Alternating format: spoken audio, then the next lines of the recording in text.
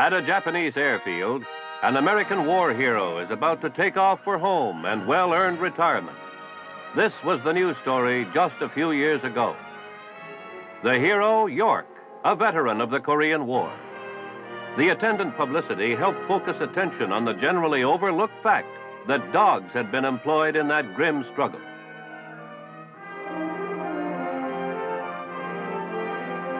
Perhaps his citation will bring back the story to mind. Remind us, too, that dogs have been used in warfare since far back into antiquity.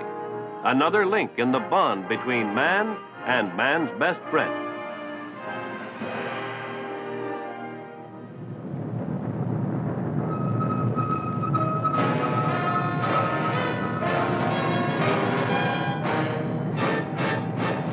The United States Army presents The Big Picture, an official report produced for the armed forces and the American people. Now, to show you part of the big picture, here is Sergeant Stuart Queen.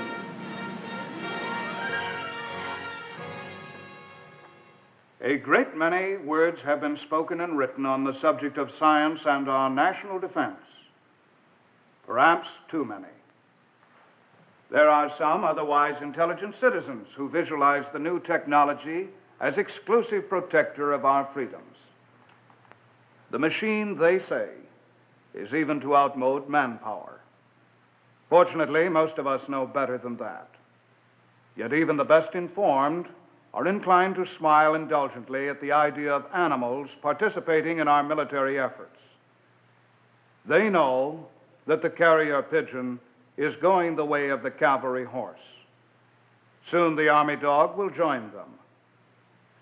As to the likelihood of this happening, today's chapter of The Big Picture offers some second thoughts. Appropriately, it is titled Canine College.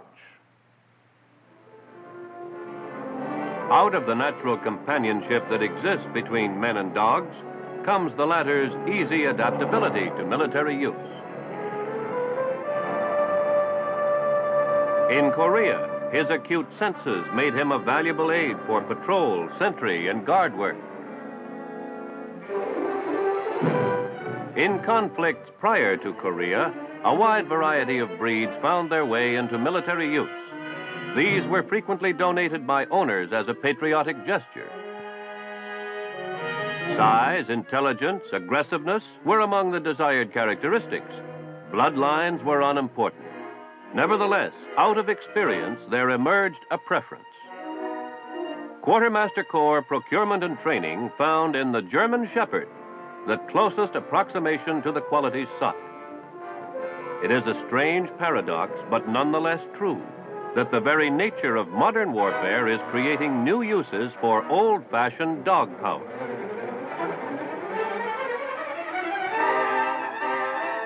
Consider our missile bases, widely located among the nations of the free world and each covering considerable area.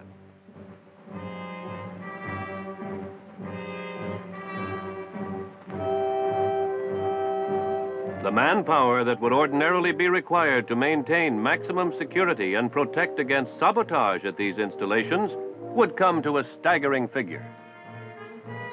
It is here that the Army dog, far from having outlived his usefulness, plays a new and an enhanced role. At an increasing number of defense installations, the Army dog is making his appearance. Endowed by nature with acute natural senses, he can cover greater areas of surveillance than can any human sentry. Trained together, man and dog make a perfect team. It is just such training that the Quartermaster Corps provides. At Lenggries in Germany is one of the best-known schools, and here a selected group of servicemen are chosen for the work. Private Pitts, I have here your application for training with the dog training branch. It shows that you've been in the Army for 7 months. How do you like it? I like it fine, sir. What were your hobbies in civilian life? Fishing and hunting. Have you ever had dogs as pets? Yes, sir. What breed of dog did you have? Springer Spaniel. Why do you think you would like to train dogs in the Army? I train dogs as a civilian, and I think I'll do the Army and myself some good. You know they are a pretty large dog and they can bite. Yes, sir. I know they bite. I think I can handle them. You also know that these dogs take a lot of patience and hard work to train, don't you? Yes, sir.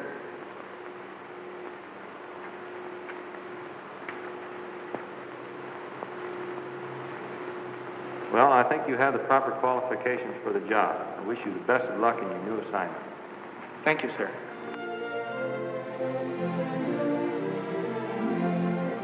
New arrivals at Lengries can look forward to 17 weeks of intensive training. It starts off with an orientation lecture that stresses the seriousness of the work and the individual's responsibilities. You men have been selected from a large group of volunteers. We feel that you possess the qualities of leadership, courage, initiative, and patience to fulfill the mission of an infantry scout dog platoon. As you know, dogs have been used for military purposes for hundreds of years. The United States Army first used dogs for military use in the last war in World War II. And although your course of instruction here will consist of only 17 weeks, we will make every effort in training you to be able to carry on a training program of your own when you reach your infantry division. Today, you men will be assigned the dogs that you will be working with for the next 17 weeks. These dogs, by nature, are quick to learn. The dogs will learn faster than you will. But with your effort and with your patience, we will be able to train you, and in turn, your dog will automatically become trained. Well, a little professional jealousy. So let's listen to Bendix, one of our new Army dogs. Thank you. And now may I tell you about us. We German Shepherds are recruited through public sales, though not every Schäferhund wants to join. But then the Army doesn't want everybody. Obviously, the military can't use gun-shy softies. And so, before they even test us for other qualities, the fireworks have eliminated quite a few. Then there is a field test for aggressive qualities. The Army is quite serious about it, but confidentially, it's more like a game to me, to some of the others too, and it's easy to be carried away. Later, we learn that that's precisely what the procurement officers want. Apparently, when we are finished with school, we'll be expected to turn on the old fight at a word of command, and this is the time to drop the applicants who don't have it.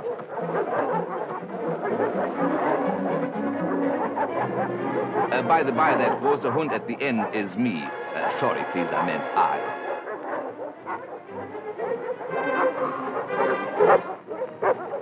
Needless to say, we undergo a rigid physical. But when one is in tip-top shape, there needn't be any fears on that score. Just the same, there are bound to be a few more dropouts at this point, since the Army wants only the cream.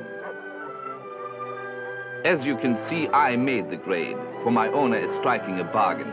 This phase strikes me as a bit sordid, but then men and dogs have different standards. And so it's settled, handshakes and all that. At last, I'm in the United States Army. There's paperwork, of course, but I'm not interested. That's for humans to worry about, and welcome to it.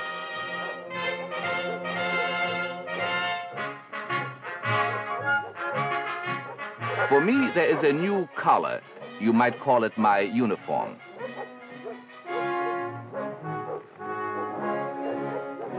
Those collars, I might add, are very important to the program.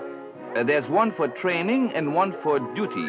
We learn quickly which is which, and we learn, too, that when no collar is worn, we are free to play, eat, or sleep as we see fit. Nothing left to do now except join my new buddies. That's strange. I can hear them, but I don't see a soul. Oh, those boxes. Why we are cooped up in crates, I don't quite understand. Very difficult to get acquainted that way.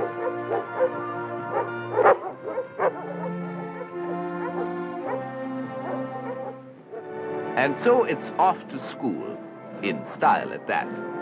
Some of the more unsophisticated thought we might have to march all the way.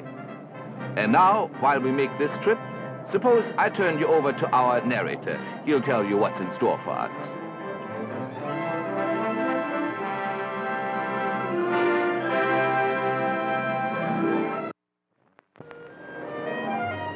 By the time the dog caravan has arrived at Lengries, the machinery for inducting the new arrivals has been set into operation. Instead of the regular kennel area, the trucks take the dogs to a special reception kennel. There they will have an opportunity to quiet down and adjust before embarking on the first steps toward becoming sentry guard dogs. All right, soldier. Easy. There's a nervous recruit inside. The newcomers may have been house dogs or personal pets, but no matter which, they never have had drier, better ventilated, or generally more comfortable homes than these kennels provided by their new master, the United States Army.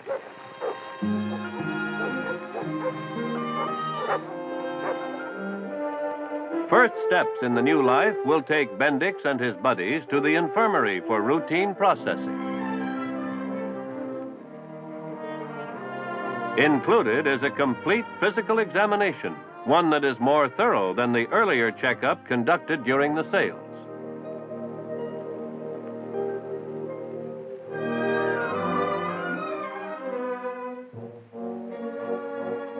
Bendix may not care for this, but an Army dog's acute hearing is essential to his work, and so the veterinarians are going to make sure about those ears.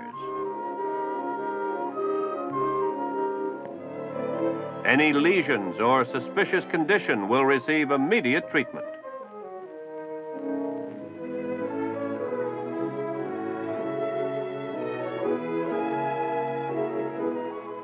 The new recruit will never be expected to carry a rifle. Yet care of his own particular weapons is of vital concern to the Army. The well-being of an animal is not infrequently reflected in the health of his teeth. Of utmost importance to the work for which he will be trained is the service dog's feet. As sentry guard, he will be covering many more miles daily than his civilian counterpart, the home pet or companion.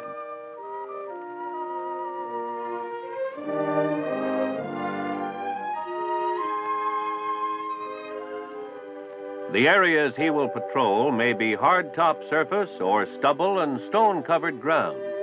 Initial examination looks for any cracks or injuries between the toes, or any breaks in the protective padding of his paws. Callus and any unhealthy accretions must be pared off.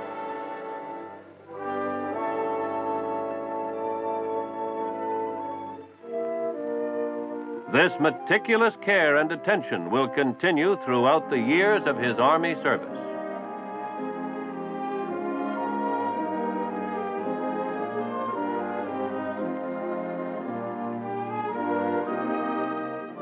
A check is also made of coat and skin for any suspicious condition. These, like the mouth, can give an indication of the animal's general health. Then, as any new enlistee in the Army knows, there come those inevitable shots.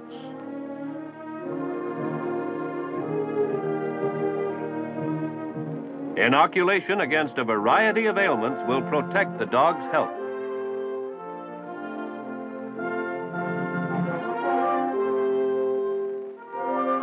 Inoculation will also ensure the school program against any disruption through epidemic or spread of infectious disease.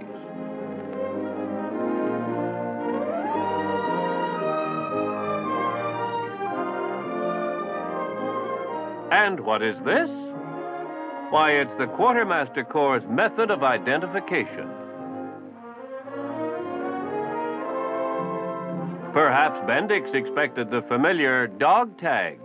It sounds logical enough, but the Army has other ideas. It's to be a number tattooed on the skin.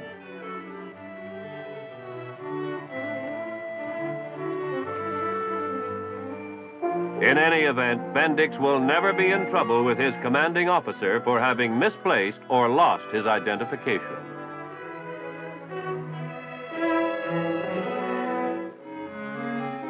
Compensating for the indignities and any discomfort is a welcome show of affection.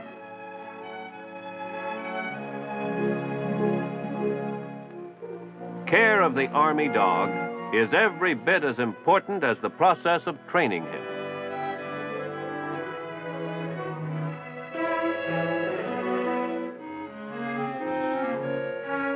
The men being schooled as handlers are taught how to watch over their charges, safeguarding health and general condition. It's the Army, and so appearance and proper grooming receive the same attention as does the soldier's care of his own appearance. Soon the day comes when Bendix and his new buddies are ready to start active training. For men and dogs, it is an event.